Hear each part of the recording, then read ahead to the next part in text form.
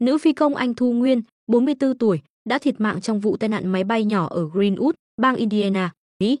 Cô ra đi khi đang chinh phục ước mơ trở thành người phụ nữ Việt Nam đầu tiên bay một mình vòng quanh thế giới.